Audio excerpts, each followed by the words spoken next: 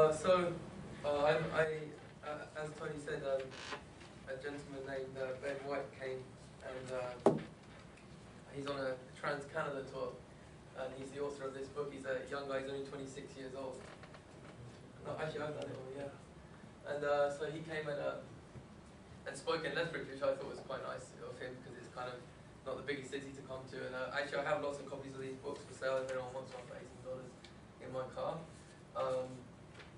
And so I guess I got an email from Tony today around the middle of the day, and he asked me would I like to speak. And so I had afternoon classes today, so this isn't prepared, but I kind of think that's good because it's more sincere maybe in that way. I've just literally put the books that I'm interested in a bag and come here, and I'm just going to tell you where I am in my life and what issues compel me. And so that's kind of what I would very much like to do today. And so I wrote down some themes that I think are interesting, which I'd like to talk about. It strikes me quite this concept of self-determination or ethnic emancipation. Where I've been quite interested recently in sort of where you draw the lines between fascism, romantic nationalism, racism, and then the legitimate claims of minorities not to have their culture decimated, as we know, that's in the legislation of genocide, as coined by Raphael Lemkin. And so I have to get my copy of. And I'd also like to go on and discuss the topic of a bit more controversial, maybe the exploitation of Jewish suffering to immunize Israel from criticism. And so last week, Tony introduced the idea of Holocaust denial being possibly being exhibited by institutions that claim to be commemorating the memory of the millions of Jews that have died in the Second World War and previously. And so it's a topic that's very controversial and very loaded, but I'd quite like to try and do my best, as late as it is, to try and deconstruct that a little bit. And so an initial question that this book is, I think it's a very good,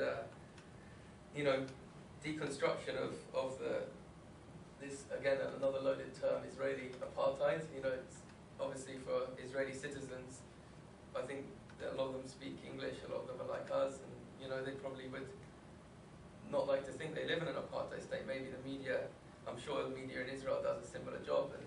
And I visited Israel as a young man.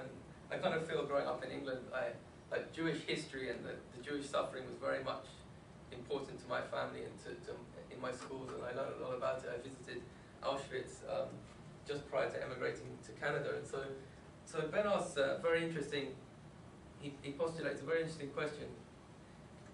It says, in frequently asked questions, I hope you can read that. It says, you can zoom in. Oh yeah? Yeah. So it says, the English have England and the French have France. Why deny the right of Jews to a state of their own? Which I think is a pretty good topic to explore. Why is it that I can legitimately stand here and attack the Jewish state when I come from England, which allegedly is for English people, and so on. And so that's quite where I'd like to explore the topic of self-determination and what does it mean to define a society or a citizenship on an ethnic conception rather than a civic conception. And it strikes me that in order to understand the Jewish question and the pogroms and the massacres and the discrimination and anti-Semitism that's occurred in history, I think it's quite useful to understand what role Jewish people played in society, in feudalism and capitalism. I'm very much sort of influenced by the work of Karl Marx, and I think understanding I find a lot of the time, even in history classes, the boundaries are kind of blurred between what exactly was life like in feudalism. Feudalism is a mode of production, and it changed, and it turned into capitalism, and that's quite a radical shift that I think not everybody always explores or tries to put themselves in the shoes of the people who were experiencing that radical shift. And so Karl Marx, what's quite interesting I find in people writing this is the Communist Manifesto, and it has a nice introduction by Eric Hobsbawm, who's a Marxist historian. He wrote a very well-read book, well-received book on the history of the 20th century. And I think what a lot of people find interesting with the Communist Manifesto is that when they first pick it up, Karl Marx actually is celebrating the feats of capitalism in the first part of it. And initially, people always associate Karl Marx with, well, he hated capitalism, but for Marxists, they loved capitalism when contrasted with feudalism, because one thing capitalism did was it showed that the system wasn't innate and it wasn't fixed, it wasn't static, it could be changed. And I just would like to perhaps quote him. He says, so Eric Hobsbawm in his really good introduction says, If you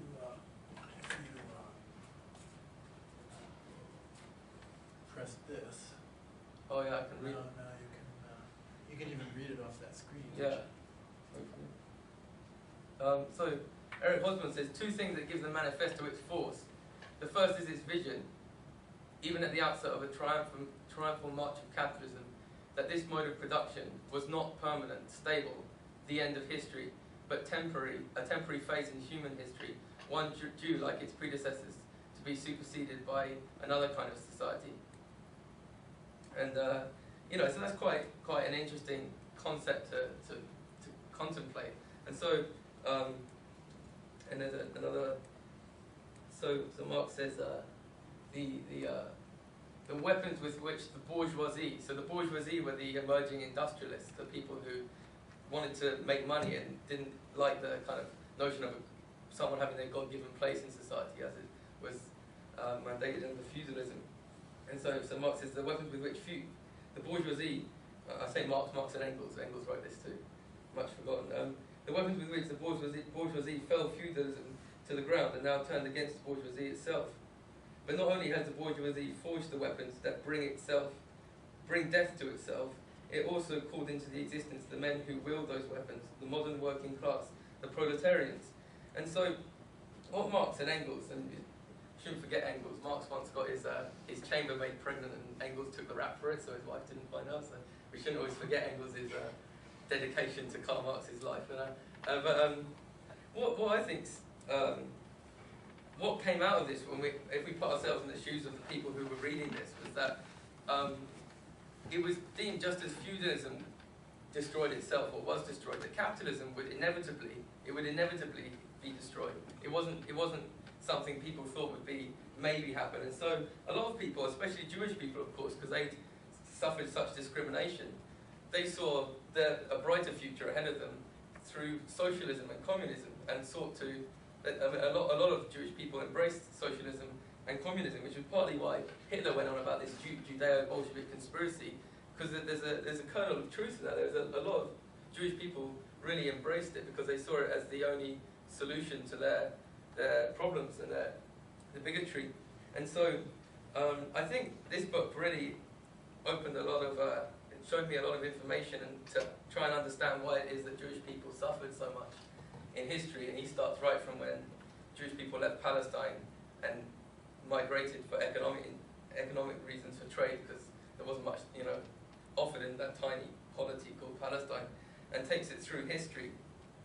And what I found interesting was it seemed that in feudalism, Jewish people had a role. They had a place in society because they were the moneylenders. And one reason that anti-Semitism emerged was because here you had the lords and the monarchs saying, it's your God-given place, this system is ordained by God, it's innate. But then the Jewish people proved that to be false, because they actually acquired cash, and because that's the only role they could have in society, was as the moneylenders.